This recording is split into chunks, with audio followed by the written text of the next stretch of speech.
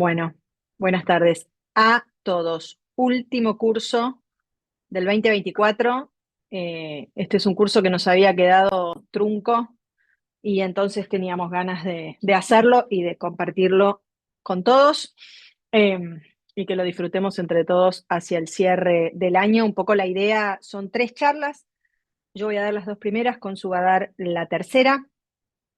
En la primera vamos a estar repasando cómo planificamos la intervención psicopedagógica desde una perspectiva de la rehabilitación neuropsicológica.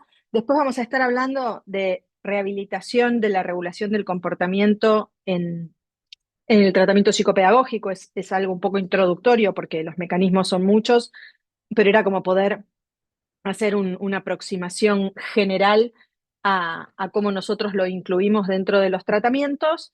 Y finalmente, Consu va a hacer la bajada a la práctica, trabajando la planificación concreta para un caso clínico concreto, más allá de que yo traté también de poner algunos ejemplos concretos. Antes de empezar, ¿qué es un tratamiento psicopedagógico o cómo nosotros lo concebimos? Nosotros concebimos a los tratamientos psicopedagógicos como procesos de rehabilitación y estimulación neuropsicológica. Ese es nuestro marco de referencia y desde ese lugar nosotros lo trabajamos. Entendemos que el tratamiento psicopedagógico, en el contexto de todos los abordajes en términos interdisciplinarios que una persona puede realizar, es el que con mayor especificidad, dedicación y incumbencias y responsabilidad tiene que garantizar la inserción de la persona con la que trabajamos en el contexto educativo en el que está, tiene que conseguir que esa persona pueda sostenerse a lo largo de su vida en el contexto educativo en el que está hoy, y en el caso de que exista algún cambio, que ese cambio no sea producto de que nosotros eh, lo facilitamos porque no estamos en condiciones de sostener un desarrollo permanente en la persona con la que estamos trabajando. Por eso tratamos de ser lo más operativas posibles en la manera de definir nuestros objetivos y de planificar nuestro abordaje, y eso es lo que hoy queremos compartir con ustedes. Sabemos que el tratamiento psicopedagógico, por lo pronto, se indica a personas que están teniendo dificultades significativas. En realidad no tienen por qué ser significativas, porque tenemos que aprender a trabajar también preventivamente, no esperar el fracaso para indicar la intervención, sino que a veces lo indicamos la intervención porque estamos observando la presencia de algunos indicadores que están eh, indicando tal vez posible fracaso a corto o mediano plazo. Pero en definitiva se lo indicamos a personas que están con dificultades o con eh, anuncio de dificultad próxima para sostener su inserción en contextos académicos.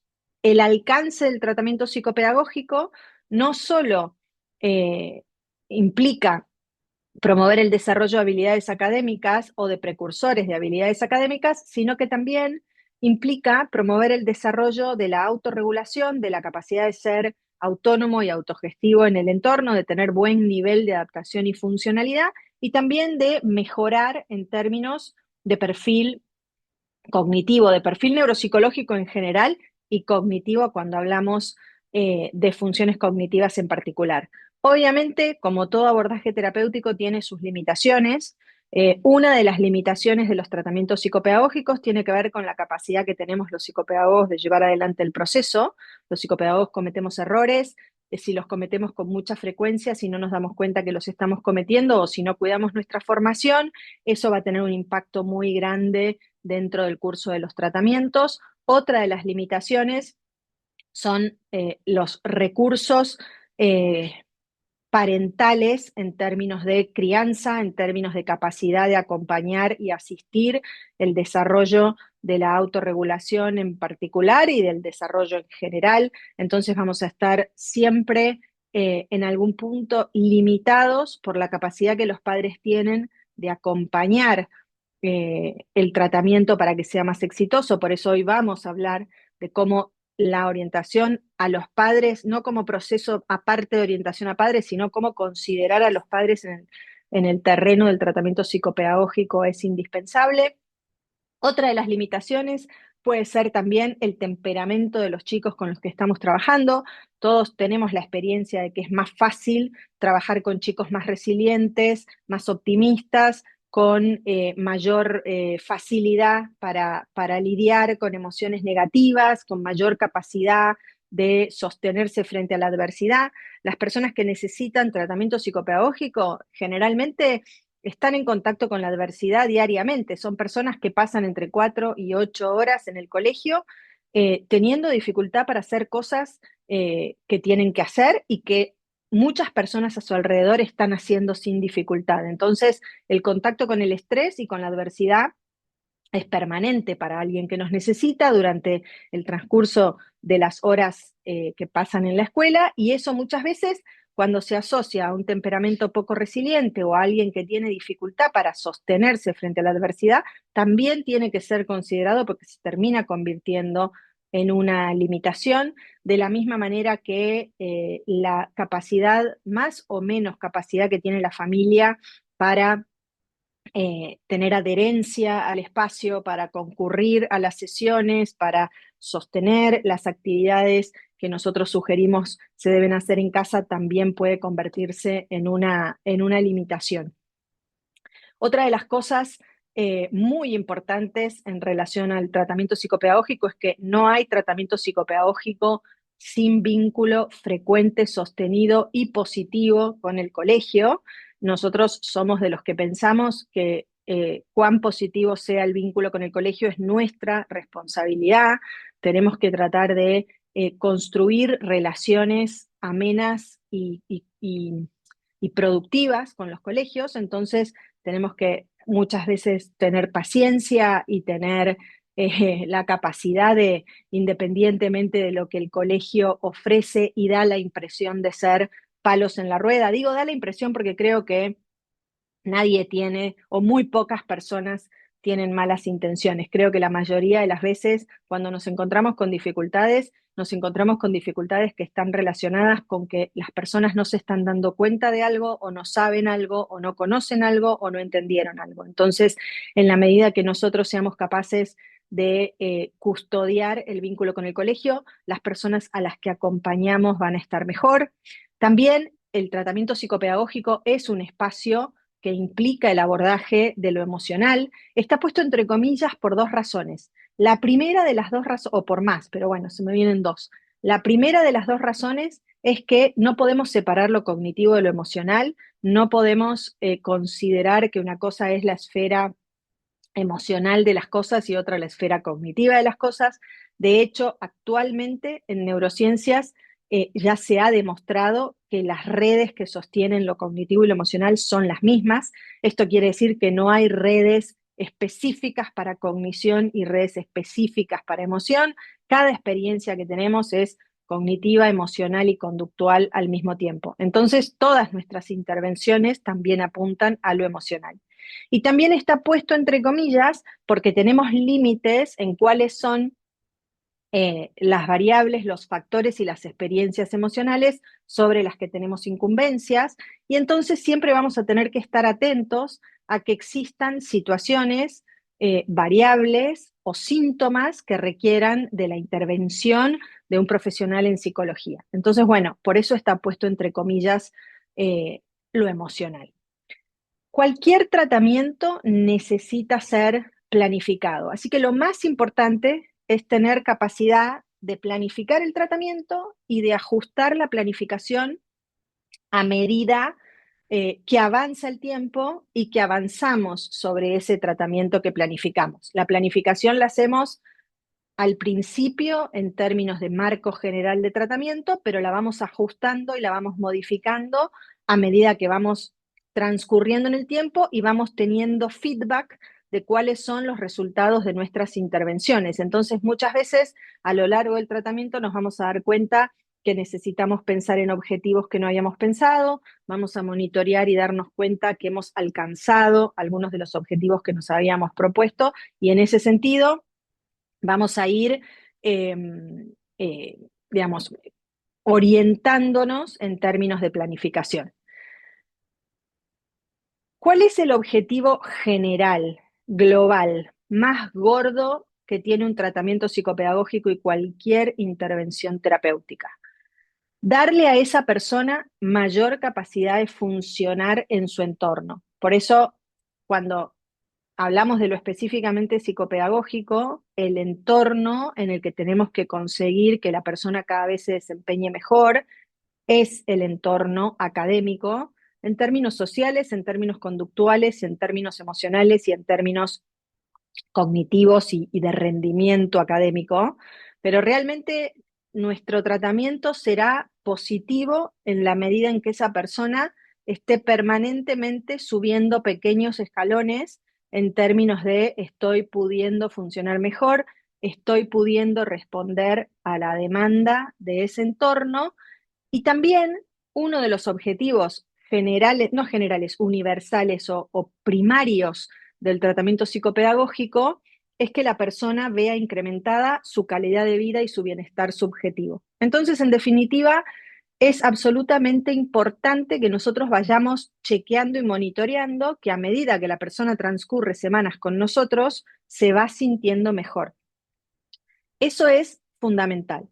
También es fundamental tener la psicoeducación como ingrediente básico durante todo el tratamiento y ir encontrando, gestando y construyendo los apoyos ambientales que van a permitir reducir la dificultad. Ustedes saben que en nuestros días la OMS considera que las problemáticas que vivimos los seres humanos son más o menos graves o insidiosas en base a los apoyos ambientales que tenemos. Entonces, un diabético que necesita pincharse muchas veces por día es un diabético con mayor gravedad y dificultad y menor calidad de vida que un diabético que tiene una bomba que se ocupa de medir y asignar insulina cuando el chico lo necesita o el adulto lo necesita. De la misma manera, un chico con dificultades de aprendizaje será más o menos eh,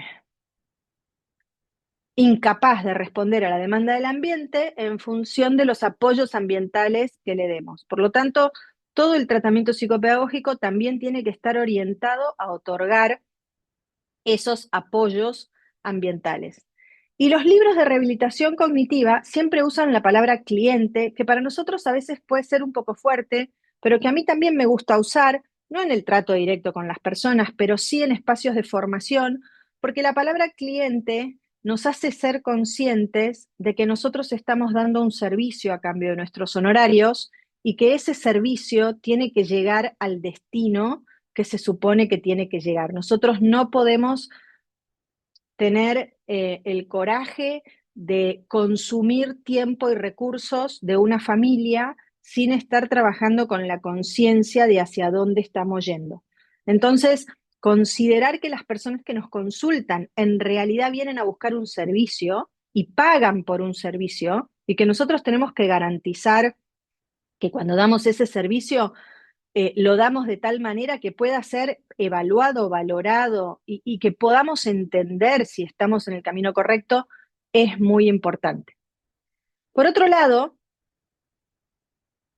lo que hacemos está directamente relacionado con lo que sabemos. Lo que hacemos está directamente relacionado con lo que estudiamos. Entonces, cuanto más nosotros nos formamos y compartimos espacios como este que estamos compartiendo, más estamos en condiciones de ofrecer buenas trayectorias terapéuticas a las personas con las que estamos trabajando. Pero cada uno de los procesos es distinto y cada uno de los procesos se diagrama de la misma manera, pero tiene un sabor diferente o una particularidad diferente o es único en nuestra historia porque es un proceso que se da de la mano de una persona que es distinta a todas las demás. Entonces, la planificación también es importante porque nos ayuda a ajustar lo que es global de lo que tenemos que hacer a lo particular y artesanal de una persona concreta. Entonces, bueno, hay un montón de esto, después lo vamos a ver lleno en base a un caso clínico, hay un montón de esquemas que pretenden sintetizar información para estar en condiciones de planificar tratamientos. En este caso, este está propuesto por este libro que veníamos siguiendo. Básicamente, lo que sugiere es, lo primero que tenemos que tener en cuenta es cuál es el diagnóstico. Eso nos va a orientar en cuáles son las estrategias basadas en evidencia para esa condición en particular, pero también vamos a tener que tener conciencia del perfil individual, del nivel de actividad que desarrolla esta persona. A ver, creo que ya todos lo hacemos de esta manera, pero siempre preguntamos, bueno, ¿cuáles son los días de fútbol? ¿Cuáles son los días de, no sé, baile? ¿Cuáles son los días de gimnasia artística? Para tratar de evitar superponer el tratamiento con actividades de la vida diaria que funcionan como sostenedoras de la salud. Yo digo a veces con los espacios terapéuticos de la vida misma, porque entonces si yo saco a alguien de un espacio en el que puede aprender habilidades sociales y regulación de emociones y a relacionarse con otros y a aprender a aceptar reglas y a ser más asertivo, en realidad no estoy siendo terapéutica. Tenemos que también tener claro qué nivel de participación esa persona está pudiendo tener en los espacios en los que participa, qué nivel de participación real tiene en la escuela, ¿no? Está participando con sus compañeros en el recreo del juego de todos, está dando vueltas alrededor de los que están jugando, está en la biblioteca solo leyendo, digamos, son distintos niveles de participación en espacios de la vida cotidiana. Tengo que poder tener en cuenta al momento de planificar qué factores ambientales tengo, con qué colegio estoy trabajando, cuál es la demanda de ese colegio, cuál es digamos, la capacidad que esa familia tiene de acompañar el tratamiento fuera del espacio del consultorio, qué tipo de pauta parental tienen los padres de esta persona en particular, y obviamente también tengo que tener en cuenta factores personales que hacen, por ejemplo, al temperamento, al perfil neuropsicológico, al estado actual de respuesta en términos, por ejemplo, académicos y demás. Entonces tengo que ir construyendo una planificación que me permita dar respuesta a la promoción de la singularidad considerando la universalidad. Entonces, bueno, tengo que poder promover la alfabetización en esta persona en particular, considerando cómo se da el proceso de alfabetización en la generalidad de las personas. Tengo que poder ayudar a esta persona a regular mejor sus emociones, considerando cómo se da en las personas de esa edad y de esos espacios la capacidad de regular emociones este, que se espera de esa persona. Ahí vi que hay una pregunta sobre la frecuencia. La frecuencia en realidad nosotros la ajustamos en base a cada caso. La mayoría de nuestras intervenciones, la gran mayoría de nuestras intervenciones son de una vez por semana, pero trabajamos mucho con complementos como glyphing y tutorías.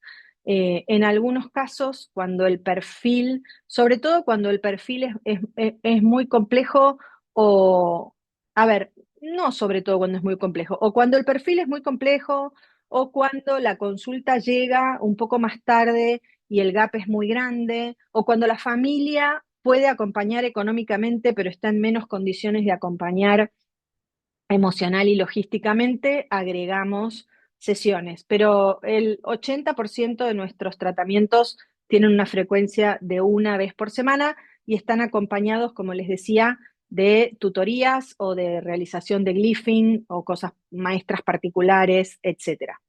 Entonces, la intención que tenemos es planificar para acompañar una trayectoria de aprendizaje que nosotros conocemos en el hoy, donde está esa estrella. Nosotros entramos en contacto con esta persona ahí donde está la estrella, miramos hacia atrás para entender todo lo que está pasando, pero para mirar hacia adelante tenemos que planificar cuáles van a ser los cambios y las intervenciones que tenemos que hacer para promover un crecimiento sostenido. Entonces, en ese sentido, al momento de planificar, una de las cosas que nos vamos a plantear es, bueno, cuál es el perfil individual de esta persona, sus características de temperamento, de personalidad cuando son más grandes, y con qué recursos contamos. Contamos con recursos en términos de padres y en términos de colegio. Hay determinadas necesidades puntuales, como la necesidad de un acompañante, que también asumimos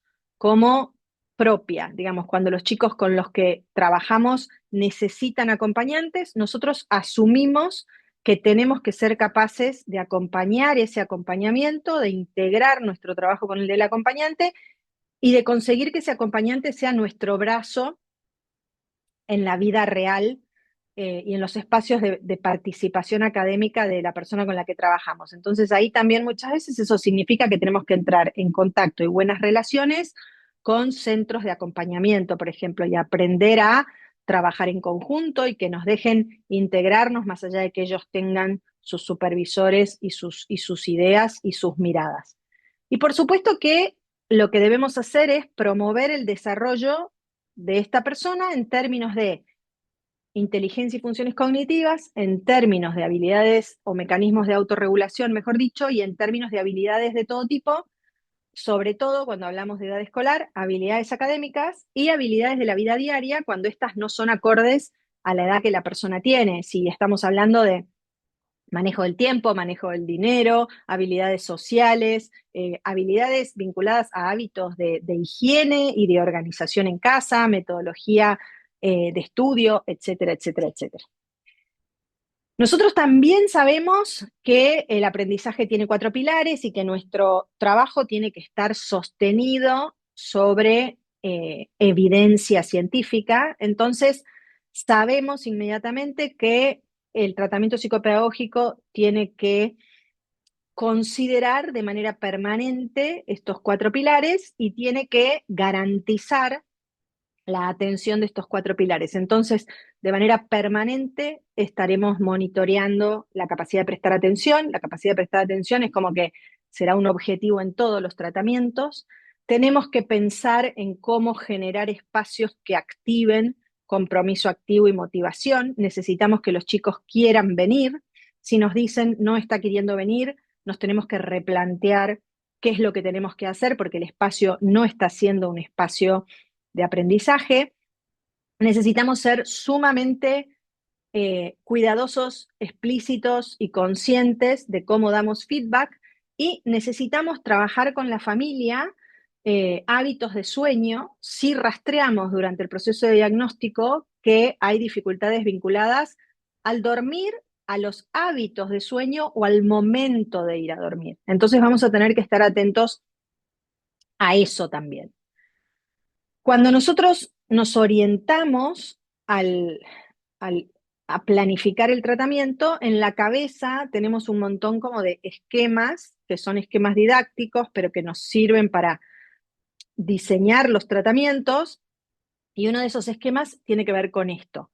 Nosotros sabemos o consideramos que las habilidades académicas pueden ser definidas como simples y complejas, esto es según Bruce Pennington, y que entonces, si las definimos de esa manera, nos vamos a encontrar con 6 habilidades y después con un conjunto de hábitos que van cambiando a lo largo de la escolaridad y que tienen que ver con cómo nos organizamos, administramos el tiempo y los materiales, planificamos la actividad académica, etc. Básicamente, las 6 habilidades eh, implican 3 simples y 3 complejas. Las habilidades académicas simples son las que tienen que ver con el procesamiento de información, el procesamiento directo de información y que será productivo en tanto cada vez sea más automático. Y después tenemos las habilidades académicas complejas que tienen que ver con el procesamiento de información que cada vez que procesamos es diferente. Es decir, tenemos decodificación en lectura, escritura de palabras y habilidades numéricas, lectura, escritura de números, capacidad de ir hacia adelante y atrás en secuencia numérica y capacidad de operar numéricamente con números de 0 al 100, sumas, restas, multiplicaciones y divisiones del 0 al 100, o que estén incluidos en la tabla pitagórica en el caso de las multiplicaciones y divisiones. Esas son las habilidades académicas simples. se automatizan, debemos automatizarlas o promover su automatización. Los chicos que vienen a vernos, la mayoría de las veces, no las tienen automatizadas y eso les resta energía, tiempo y recursos cognitivos para hacer lo otro. Lo otro es comprender lo que leo, expresarme por escrito y razonar matemáticamente. Esas son las complejas. Entonces, nosotros tenemos en mente objetivos para todas estas habilidades después de haber rastreado en la evaluación cómo está cada una de estas. Y lógicamente, las complejas se apoyan en las simples, con lo cual no es que vamos a trabajar primero una hasta automatizarlas y después las otras, pero tenemos que garantizar la automatización de estas habilidades. Por eso en lo que es, por ejemplo, de codificación lectora, nos apoyamos mucho, por ejemplo, en el uso de Glyphing. Ahora, estos chicos no solamente presentan dificultades en estas habilidades y dificultades en algunos procesos como, no sé, la memoria de trabajo, la atención, la capacidad de controlar la interferencia, la flexibilidad cognitiva, bueno, ya veremos más, sino que sienten y tienen habitualmente una relación con la vida académica que implica más experiencia de emociones negativas que el resto de las personas. Entonces, nosotros también tenemos que encontrar la manera de atender esos síntomas emocionales que están vinculados con toda la experiencia subjetiva y familiar en relación al colegio. Vamos a tener que trabajar incluso con el feedback que dan los padres, vamos a tener que cambiar el no puedo creer que no puedas por el te ayudo porque sé que no podés, y eso requiere trabajar mucho con los papás en psicoeducación y en información que les permita tener idea de qué se trata eso que le pasa a su hijo, y es por eso que nosotros tenemos un espacio de la sesión todas las semanas dedicadas a la conversación con los padres. Entonces vamos a bajar esto a la práctica, les voy a mostrar un poquito del material de la evaluación de segundo. Segundo es un chico de 7 años, está cursando segundo grado en un colegio bilingüe de la zona de Pilar. Eh, Tiene dos líneas de dificultad. Desde sala de 4 hay reporte de dificultades muy significativas para sostener la regulación del comportamiento. Ya en sala de 4 empezó el colegio a citar a los padres, haciendo referencia que segundo no podía integrarse a los grupos de manera funcional, que era un poco conflictivo, que muchas veces se empujaba, que muchas veces se enojaba, que era agresivo u hostil en el patio, que no respetaba las normas del salón de clases, que a las maestras se les hacía muchas veces difícil eh, lograr que segundo se involucre con las actividades que se hacían dentro del aula. Y al mismo tiempo, a partir de mediados de sala de 5, también empezó a aparecer el reporte de segundo no aprende las letras, segundo tiene dificultades de conciencia fonológica, a segundo le está costando aprender los números, y bueno, llega a nosotros a principios de segundo grado con un cuadro que ya implicaba dificultades, les diría, en las 6 habilidades en términos académicos. Estaba mucho mejor que en sala de 4 en términos de autorregulación. Tiene padres muy comprometidos y eso ayudó mucho. Había hecho ya un proceso de orientación a padres con algunas intervenciones del psicólogo con segundo, y había mejorado su inserción social. Nosotros lo que hacemos, por supuesto, cuando encaramos una evaluación, que es la que nos va a permitir después planificar la observación, la intervención, tenemos en cuenta información que nos otorgan los padres, los docentes y segundo, en este caso, y tenemos en cuenta también los resultados de las técnicas y tenemos en cuenta lo que nosotros observamos en el contexto de la clínica. Para nosotros los resultados de las técnicas son nada más que orientativos en términos de sacar conclusiones. Digamos, es posible que nosotros digamos que una persona tiene dificultades para prestar atención con un D2 impecable o incluso por encima del término medio, y es posible que digamos que una persona no tiene dificultades para prestar atención con un D2 con muy bajo rendimiento. O sea, una técnica de atención a nosotros no nos dice por completo o no es el dato que tomamos para hacer una inferencia. Entonces tenemos que integrar un montón de información. Parte de la información que integramos y a la que le damos a, todas, a todos los flujos de información, a cada una de estas corrientes de información le damos la misma importancia en términos de integrarla a nuestro análisis. Eso quiere decir que lo que los docentes nos dicen para nosotros es un punto de partida para la intervención. A mí me están diciendo que Segundo se está esforzando, que está como sus compañeros en términos de cómo se comporta en clase, pero que le está costando sostener eh, un nivel de rendimiento académico acorde a lo esperado para la edad, que necesita ayuda siempre y guía personalizada, que muchas veces pierde iniciativa, que no está trabajando mucho en clase y que necesita mucha ayuda y que tiene muchas dificultades o algunas dificultades, por lo menos significativas, en lo que tiene que ver con precisión, velocidad lectora y comprensión lectora, que su expresión escrita es pobre y que el contenido es acorde. Con esto me encuentro yo. Además me dicen que en matemática tiene muchas dificultades, que necesita ser guiado por una maestra y que necesita una maestra al lado indicando el paso a paso para poder responder a las actividades que se le proponen. Entonces, claramente, Segundo está con mucha dificultad para responder a la demanda académica que tiene en este momento.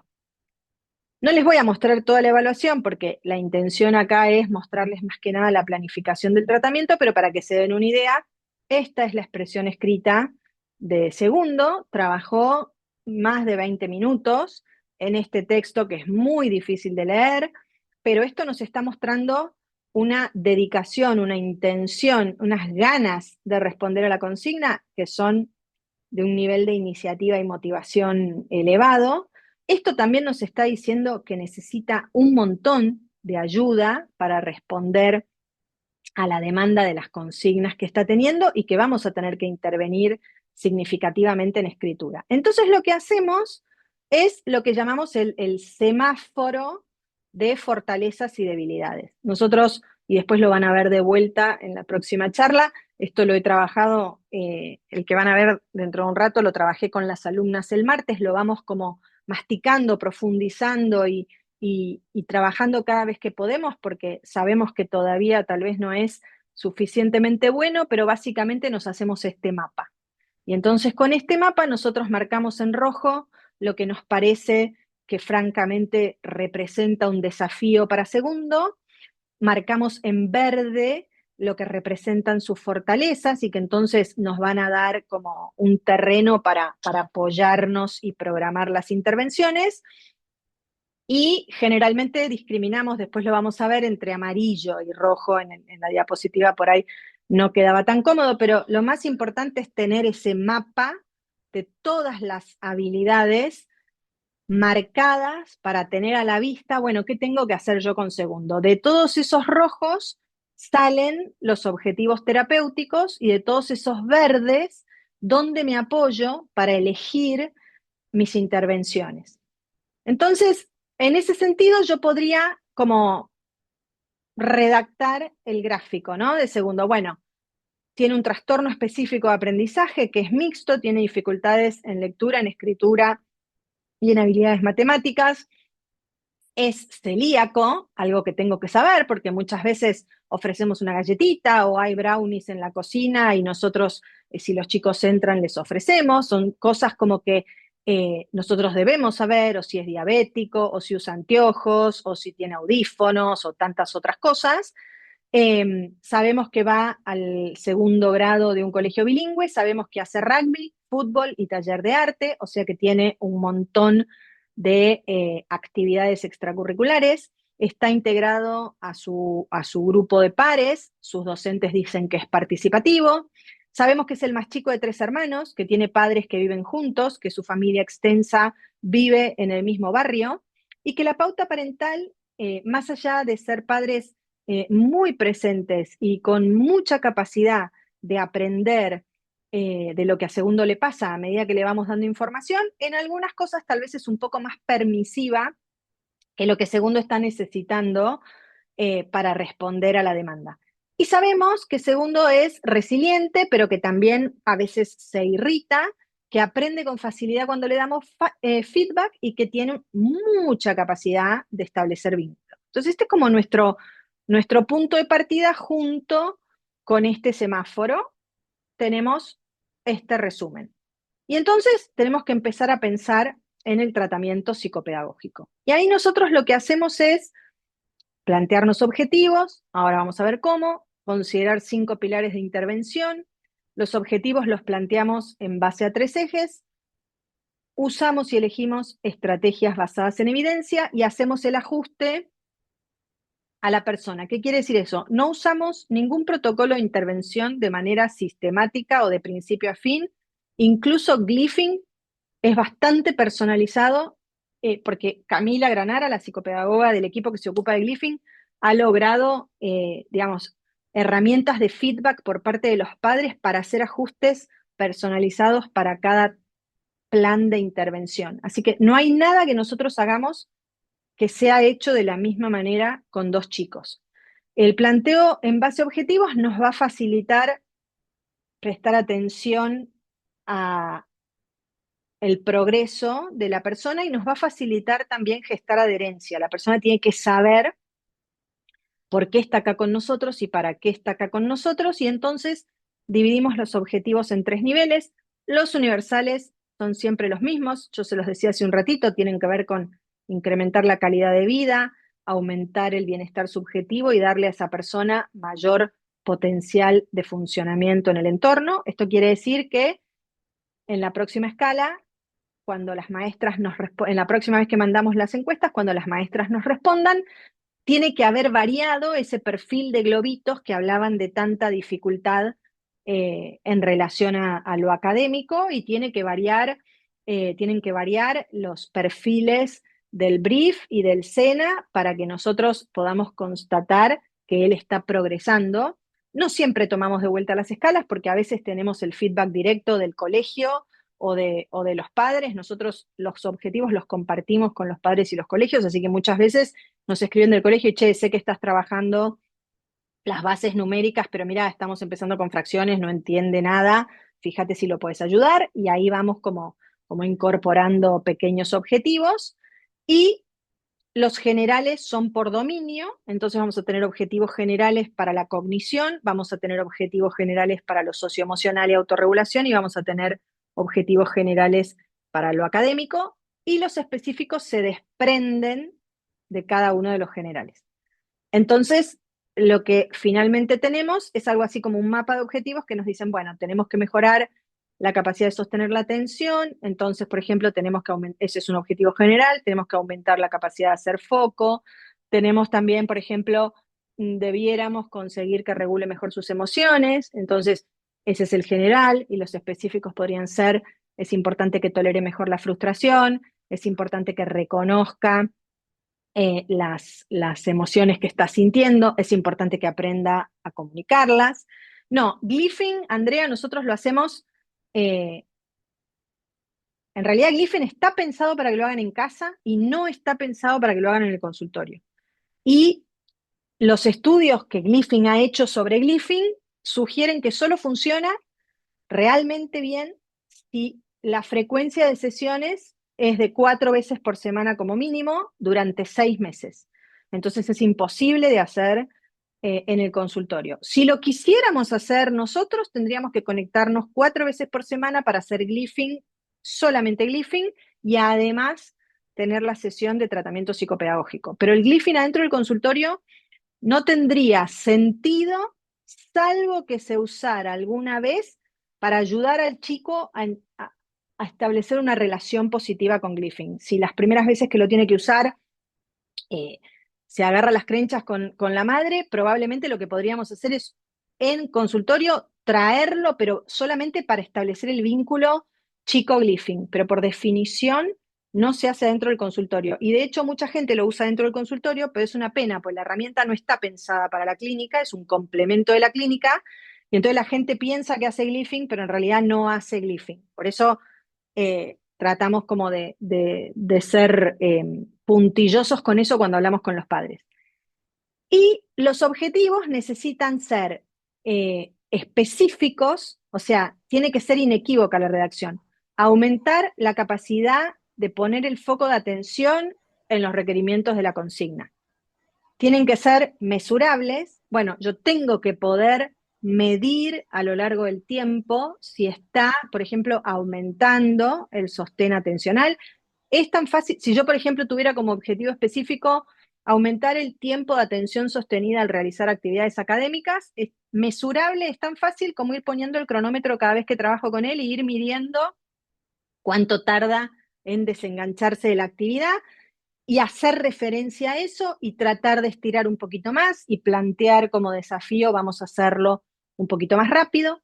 Claramente tienen que ser alcanzables, entonces nosotros si estamos trabajando en decodificación vamos a decir, vamos a empezar por leer palabras de 2 sílabas directas, si no fuera leer sílabas primero, o si no fuera desarrollar conciencia fonológica primero. Pero es como que tenemos que ser como muy puntillosos en que la persona esté en condiciones de alcanzar ese objetivo. Tiene que ser realista, el objetivo tiene que tener sentido en la vida diaria de la persona, tiene que estar vinculado a las necesidades que la persona tiene en su vida diaria. Por eso a mí me gusta decir que cuando una persona, después de hacer 1 año y medio de tratamiento psicopedagógico, termina teniendo que cambiar de colegio, probablemente el tratamiento fracasó. Y de hecho ya hoy en día en los colegios bilingües, que eran como el cuco de las psicopedagogas, porque enseguida las psicopedagogas, y todavía hay algunas que enseguida dicen, no, sacalo, es bilingüe, es mucho, la exhibición de inglés ya es un hecho en un montón de colegios cuando hace falta realmente, y las adecuaciones de acceso también pueden ser un hecho, y el evaluar o no evaluar, calificar o no calificar también puede ser un hecho completamente avalado por la normativa. Así que lo importante en realidad es que los objetivos sean realistas.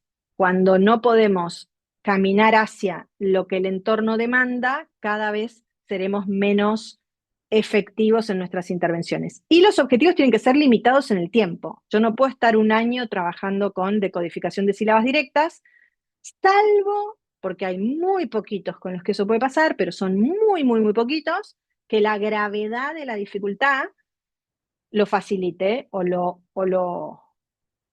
nos haga imposible resolverlo de manera más corta.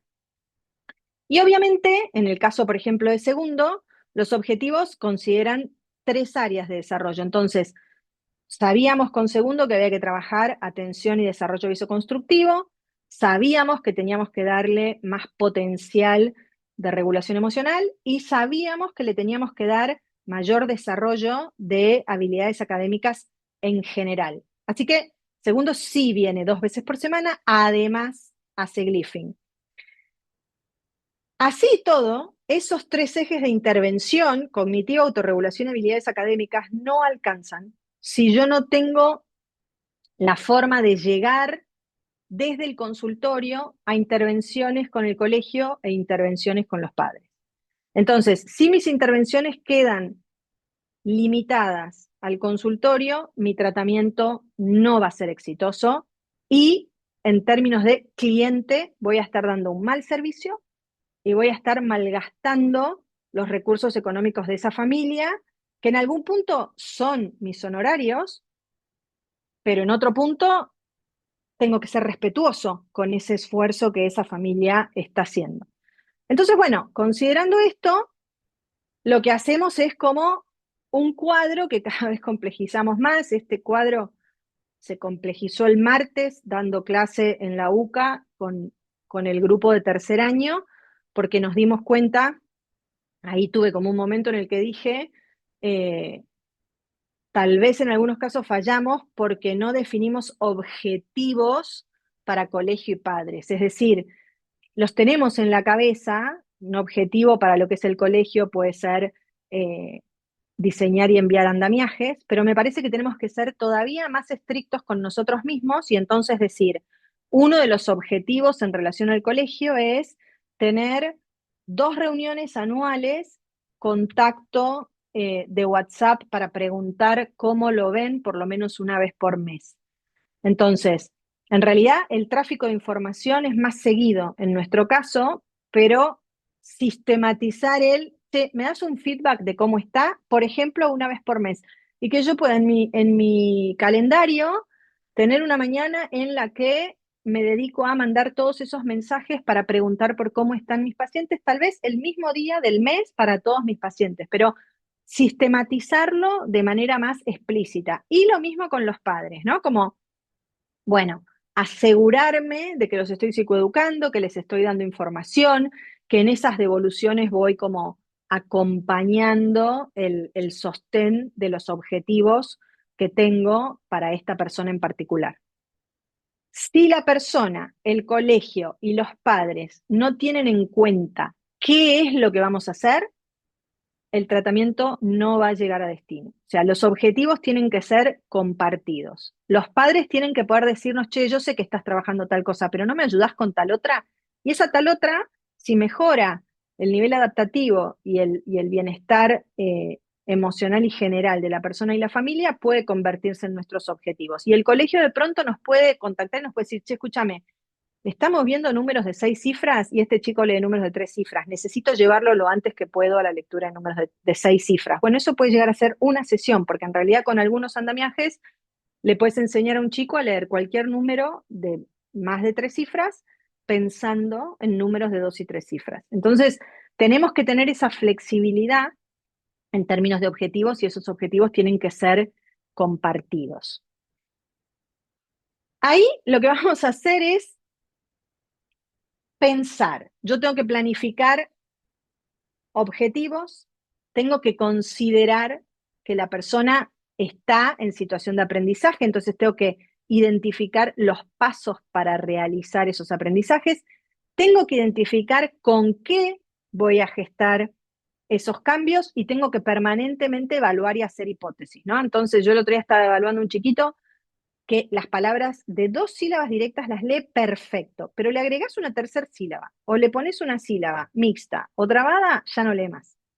Entonces, está claro que para las lecturas de práctica, los ingredientes y la dosis es una lectura todos los días de solamente textos con palabras con sílabas directas y que en el consultorio yo voy a tener que ir eligiendo qué voy incorporando para que no se produzca esa dificultad significativa en poder leer palabras que tienen más de 2 sílabas directas.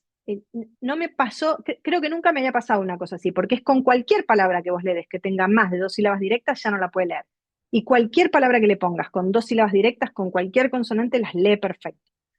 Muy peculiar. Pero bueno, justamente ese es el análisis que tenemos que hacer para poder darle a cada uno lo que necesita. Y permanentemente vamos a tener que estar evaluando que eso que estamos haciendo esté dando resultados y esté llegando a cuando lea a la noche con sus padres, cuando le dan para leer una consigna en el colegio, cuando va a comer y tiene que leer el menú, etc. Entonces, cortito, pero ¿cómo es ese modelo de los 5 pilares? Obviamente, nada funciona sin contención afectiva.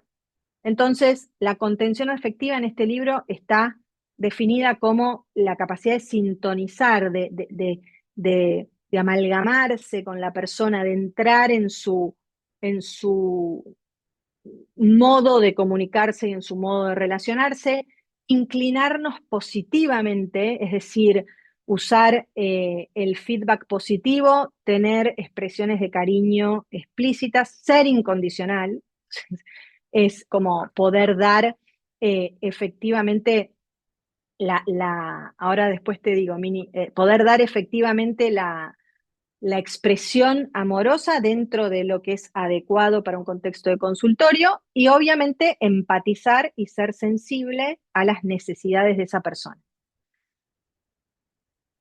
Este libro también dice, siempre tenemos que tener en mente qué es lo que la persona necesita, siempre tenemos que tratar de entender la manera en la que la persona piensa, por eso cuando nos dicen soy malísimo, tenemos que decir te lo tomo, explícame por qué, no te lo voy a discutir, Si eso es lo que vos sentís, yo no te lo discuto.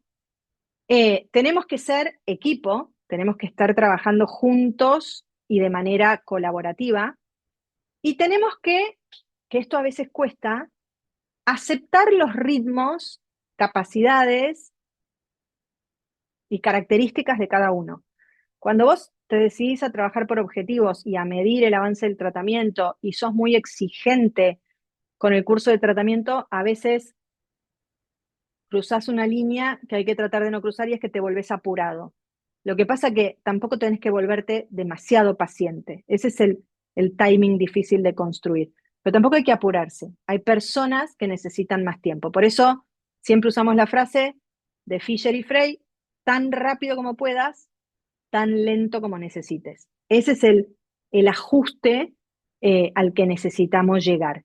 Y lo que tenemos que hacer es promover sistemáticamente el crecimiento de esta persona con la que estamos trabajando.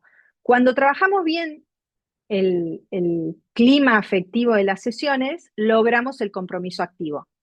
A partir de ese compromiso activo, vamos a poder trabajar mejor. Ahora, ese compromiso activo se cae en el momento que la persona no entiende por qué viene, no entiende para qué viene. Son poquitas las sesiones en las que dura, esto es divertido porque estoy con alguien que me elogia, que está conmigo, que está atento, que me ayuda.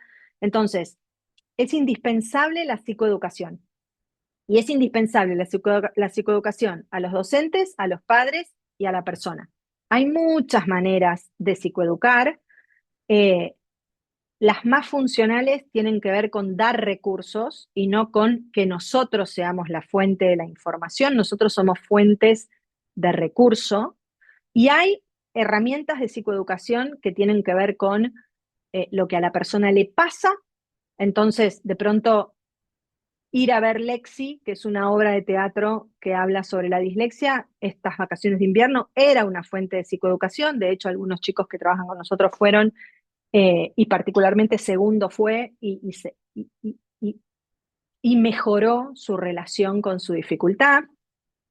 Los padres necesitan información concreta, profesional y sistemática.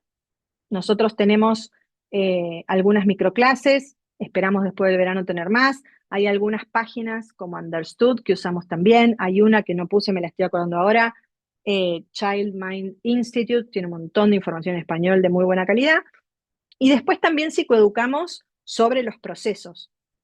Entonces trabajamos sobre lo que es la regulación de las emociones, trabajamos con el concepto de joystick como que todos tenemos la necesidad de sostener cierto control sobre nuestro comportamiento, trabajamos sobre, esta está creo que en nuestro Padlet y es una de nuestras, las mostramos siempre, sobre cómo son, cómo se gestan y cómo se desarrollan las habilidades académicas y por qué tenemos que practicar. Y sobre esa base de contención afectiva y psicoeducación permanente, vamos a hacer lo que se llama, lo que llamamos entrenamiento de funciones. Entonces vamos a trabajar de manera sistemática y vamos a poner el ojo en usar técnicas que estén diseñadas específicamente para lo que queremos rehabilitar. Entonces, lo que necesitamos es, por un lado, entender la naturaleza del aprendizaje. Y entonces ahí tenemos los 4 pilares y entendemos el valor del sueño para la consolidación y entendemos que la práctica espaciada es indispensable para la fijación de memorias y entendemos el concepto de zona de desarrollo próximo. Y entonces después se trata de orientar con cierta habilidad clínica la ocurrencia de experiencias que le permitan a la persona realizar ciertos aprendizajes sobre los cuales después va a practicar afuera del consultorio para desarrollar y automatizar ciertas habilidades. Entonces, básicamente, para eso nosotros necesitamos modelos explícitos de intervención, necesitamos sostener espacios de práctica, por eso Glyphing nos resulta tan útil.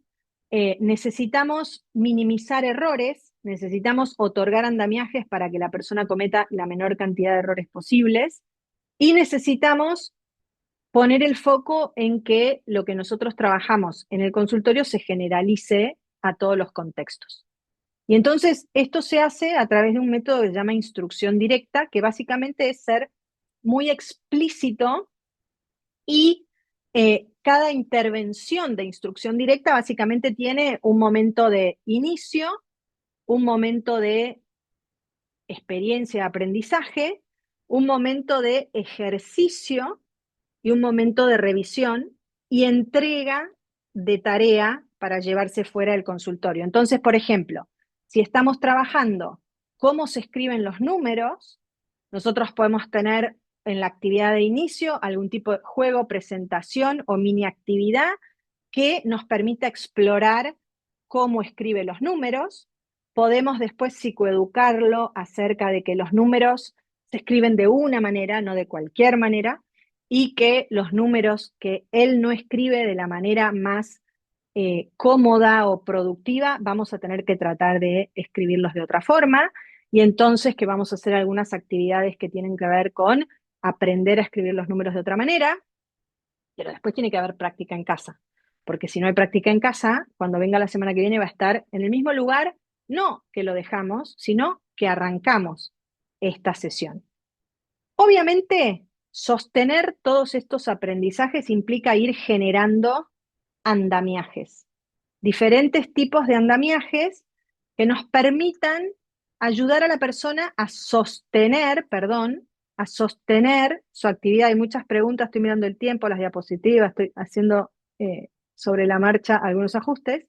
Andamiajes que nos permitan ayudar a la persona a desarrollar las habilidades y los conocimientos que nosotros tenemos que ayudarlo a desarrollar. Para eso usamos y hemos mostrado en muchos cursos de andamiajes y están disponibles la gran mayoría en el Padlet de Neuroeduca, pero los acostumbramos a los chicos a hablar con los términos adecuados y poder decir, esta es mi zona de confort, esta es mi zona de pánico, esta es mi zona de aprendizaje. Usamos andamiajes como el semáforo en pulserita para que la persona, si tiene una edad en la que no quiere sacar un semáforo arriba del escritorio del colegio, tenga una clave visual de lo que habíamos trabajado en clase. Minimizar el error en clase, en sesión. Minimizar el error implica muchas veces otorgar andamiajes como este que están viendo acá, de cómo se escribe la B y cómo se escribe la D. Ayer un chico me dijo, a mí lo que me pasa muchas veces es que me confundo la B con la D. Le saqué este andamiaje, en realidad están los dos juntos, es como uno al lado del otro, y abrió los ojos y me dijo, esto está buenísimo. Y yo le dije, bueno, si lo pegás en tu cuaderno y cuando te olvidás cuál es, lo mirás, en muy poco tiempo ya no vas a tener problema con la B y la D. Y lo mismo pasa con los números, ¿no? ¿Hacia qué lado van los números? Cuantas más veces escribís los números hacia un lado, hacia el lado equivocado, más chances tenés de fijar esa forma de escribir el número, lo que es disfuncional, porque el 7 mira para la izquierda y no hay que escribirlo para el otro lado, y cuanto más chiquito sos, más fácil es evitar que eso se consolide como una memoria motora. Y tenemos un montón de conceptos que hacen a poder reflexionar sobre cómo nos relacionamos con las emociones y que podemos usar sobre la mesa para que los chicos identifiquen en ese momento qué es lo que están viviendo o qué es lo que les está pasando.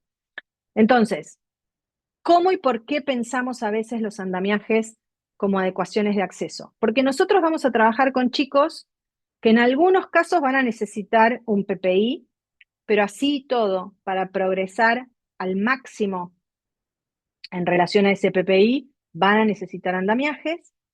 También tenemos un conjunto grande de chicos que no tienen PPI, pero que tienen dificultades de aprendizaje o trastorno del lenguaje o un déficit de atención o lo que sea, que los hace tener dificultades para sostenerse académicamente, y entonces ahí vamos a usar un montón de adecuaciones metodológicas y andamiajes.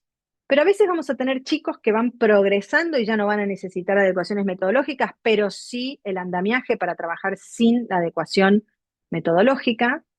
Entonces, no es fácil hacer andamiajes, ni es fácil planificar adecuaciones metodológicas, por eso esto encaja justo con lo que votaron al principio.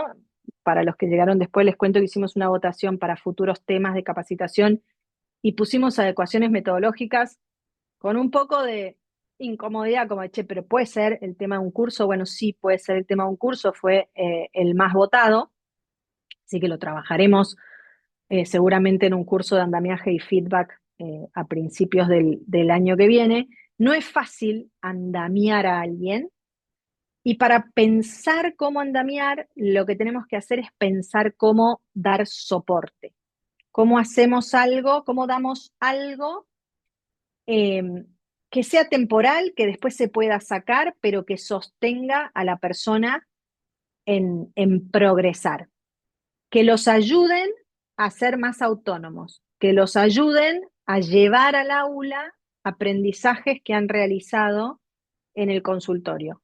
Eso es lo que tenemos que hacer. Entonces, al momento de pensar en un andamiaje, la mejor herramienta que les podemos dar es esta, es entender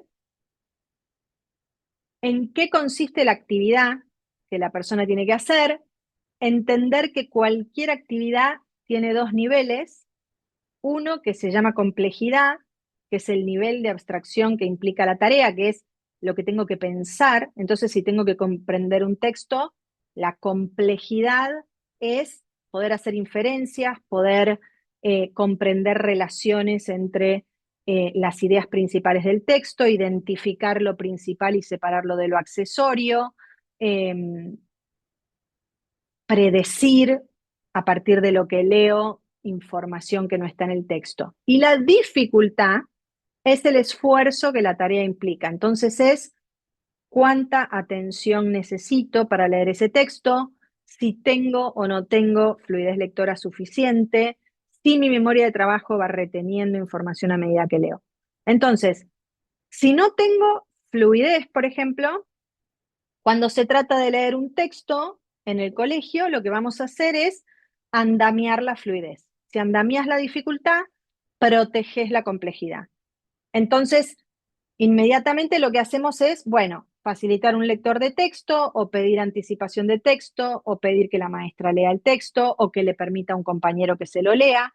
Es decir, eliminar o achicar la dificultad, el esfuerzo que implica la tarea para facilitar el nivel de abstracción. Cuando pensás los andamiajes desde esta mecánica, empezás a andamiar mejor. Entonces, si yo contengo afectivamente, si yo psicoeduco a lo largo del tiempo, si yo construyo los ejercicios o recluto de la literatura y de los recurseros los ejercicios que basados en evidencia me permiten estimular funciones. Y si yo desarrollo un plan que incluya andamiajes y adecuaciones de acceso adecuado, voy a poder sostener la trayectoria de los chicos que atiendo en el colegio en el que están, que en definitiva es uno de los objetivos. Yo insisto con que tener que irse, sobre todo si sos el único de la familia que se va, muchas veces es un fracaso. Poquitas veces no, pero la mayoría de las veces lo es. Es decir, tenemos que evitar que se vayan porque no logramos mejorar trayectorias. Bien, hay un montón de preguntas, hay poco tiempo, así que lo que vamos a hacer es, Consu, si me ayudas con la lectura de las preguntas. No, no era, fui contestando, era Ah, libros, le genial. mandé el libro, le mandé los links, preguntaban por en realidad no, sí, pará, hay una que era, espérame. ¿Qué Había opinan una sobre que los era de habilidades contenidos académicos académicas. dentro del ¿Qué opinan sobre los contenidos académicos dentro del consultorio? A veces los padres solicitan ver determinados temas en el tratamiento. Esa es la pregunta.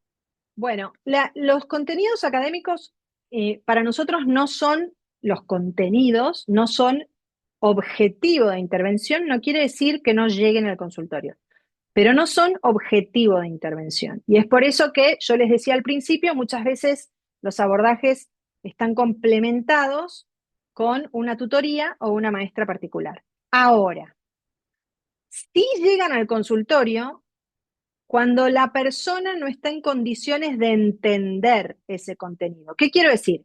Si la persona ya suma y resta y sale del colegio y le dice a la mamá, tengo una tarea de suma y resta, y la mamá le dice, ¿por qué no le decís a la psicopedagoga que te ayude? Lo que le vamos a decir es no, eso es perder el tiempo. Ahora, si la persona sale del colegio y dice, hoy vimos fracciones, no entendí nada, y mañana vamos a seguir, trabajamos fracciones.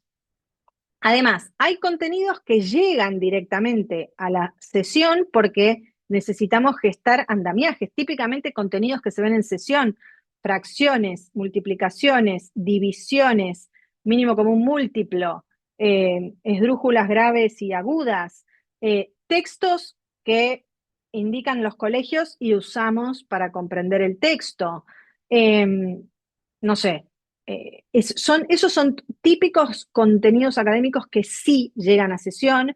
En secundaria llegan mucho más porque los usamos para que la persona genere compromiso con el espacio. El estudiante del secundario, cuando viene al consultorio, está mucho más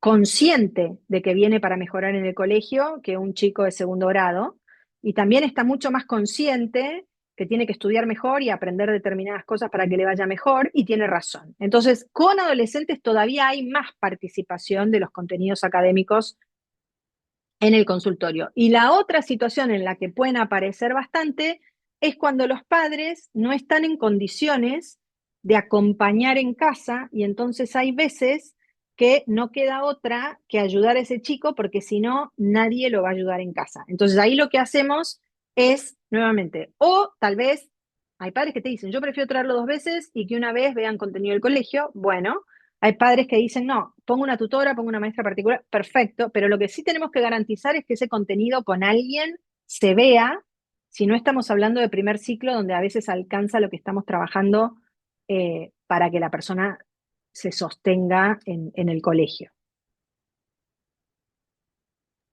Se preguntan si en caso de chicos con nivel de funcionamiento general bajito, límite, también sugerís mantener colegio bilingüe. En realidad, a ver, sí, porque mantener colegio bilingüe no quiere decir masacrar al chico con la propuesta académica.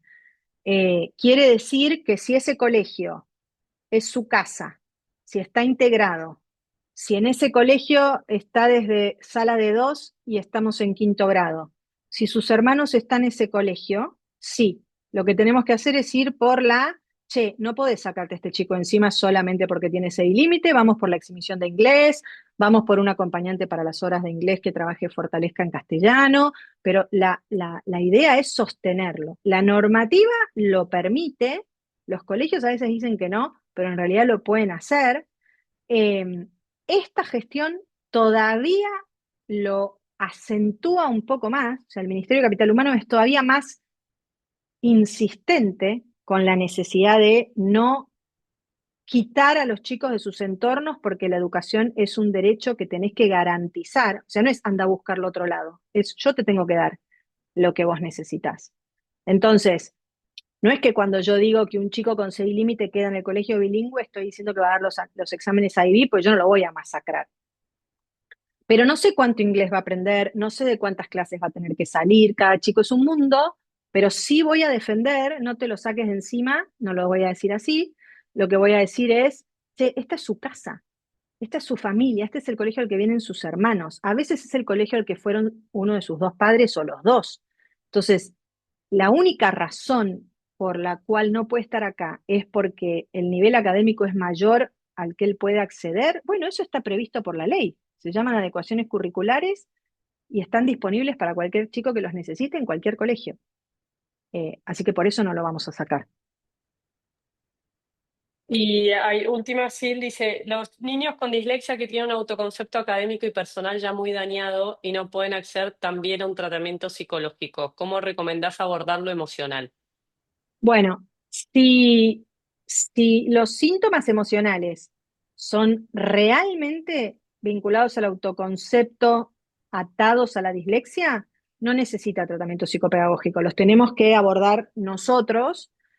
No hace falta otro tratamiento, sino que lo que nosotros tenemos que hacer es encontrar la manera de asistir eso. Ese es el típico ejemplo de síntomas emocionales que pueden requerir nuestra participación. Ahora, Psicológico, sí, dijiste, sorry, dijiste no necesita tratamiento ah, psicopedagógico. no, psicológico. Ahora, voy a la inversa. Si un chico necesita tratamiento psicológico porque hay síntomas, a ver, hace poco pasó. Un chico empezó con ideas de muerte. hicimos la derivación a psicología. Los padres dijeron, no podemos con dos tratamientos. Bueno, pues vamos a psicología. O sea, lo otro puede esperar, ¿sí? Entonces, en realidad, la decisión se toma en cada caso en base a la situación contextual y muchas veces hasta lo que se hace también es achicar honorarios. Bueno, nada, esas ya son cosas que dependen de cada profesional y de cómo cada profesional lo quiere manejar, pero también es cierto que hay, no sé, tenemos un 10% de chicos con distintos tipos de becas, siempre son chicos que están con nosotros desde antes o que llegan a través de familias que conocemos de alguna manera, porque necesitamos garantizar que ese trabajo va a tener algún fruto, pero la realidad es que esa también es una posibilidad, ¿no? Bueno, lo hacemos muchas veces, lo que decimos es que no sean 5, 6 o 7 de la tarde, sacalo del colegio, tráemelo a la mañana, negociás con el colegio, negociás con la familia, negociás con vos y encontrás la manera de acomodar.